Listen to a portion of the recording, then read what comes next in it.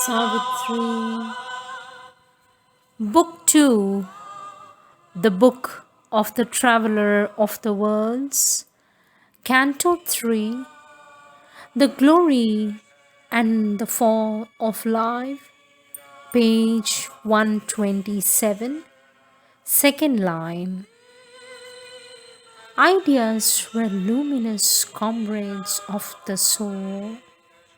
Mind played with speech, cast javelins of thought, but needed not these instruments toil to know. Knowledge was nature's pastime like the rest, investitude with the fresh heart's bright ray and early God instincts, child inheritors, tenants of the perpetuity of time, still thrilling with the first creation's bliss. They steeped existence in their youth of soul. An exquisitive and vehement tyranny, the strong compulsion of their will to joy, poured smiling streams of happiness through the world. There reigned a breath of high immune content, a fortunate gait of days in tranquil air, a flood of universal love and peace, a sovereignty of tireless sweetness lived like a song of pleasure on the lips of time. A large spontaneous order freed the will, a sun-frank winging of the soul to bliss, the breadth and greatness of the unfettered act, and the swift fire heart's golden liberty. There was no falsehood of soul severance. There came no crookedness of thought or word to rob creation of its native truth. All was sincerity and natural force. There freedom was sole rule and highest law. In a happy series, climbed or plunged these worlds in realms of curious beauty and surprise, in fields of grandeur and of Titan power. Life played at ease with her immense desires. 1,000 Edens she could build, nor pause. No bound was set to her greatness, and to her grace, and to her heavenly variety.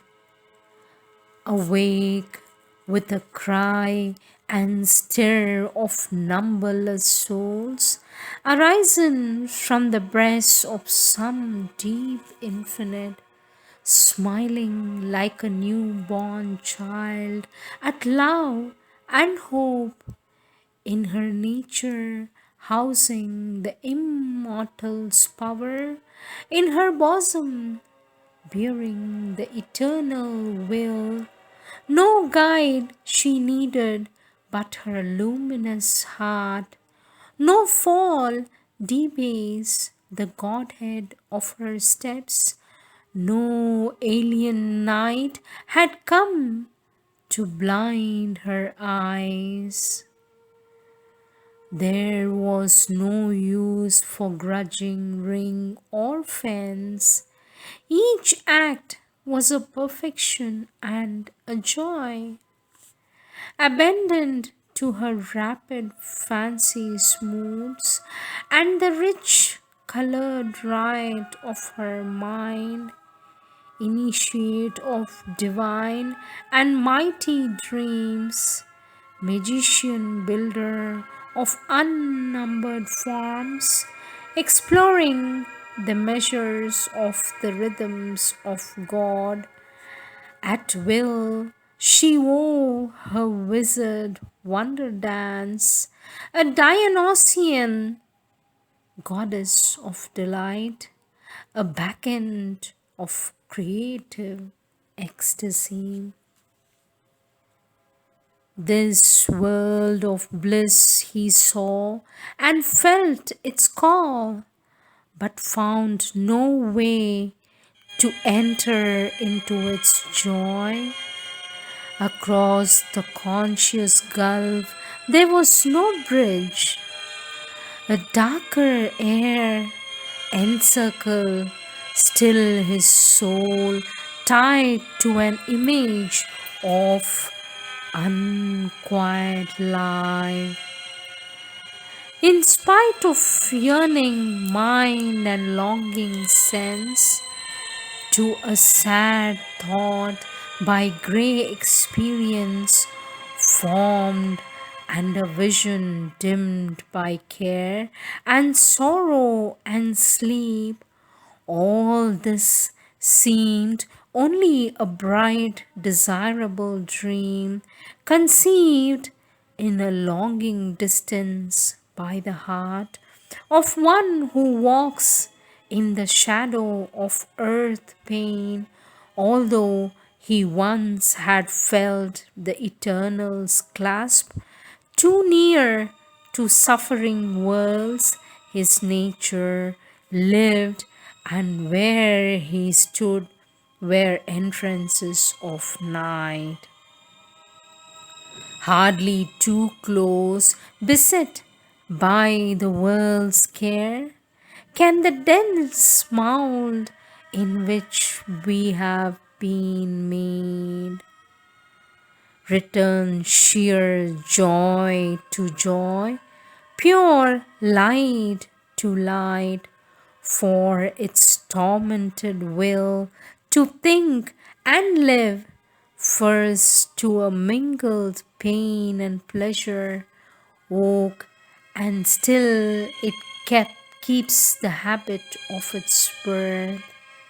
The dire duality is our way to be.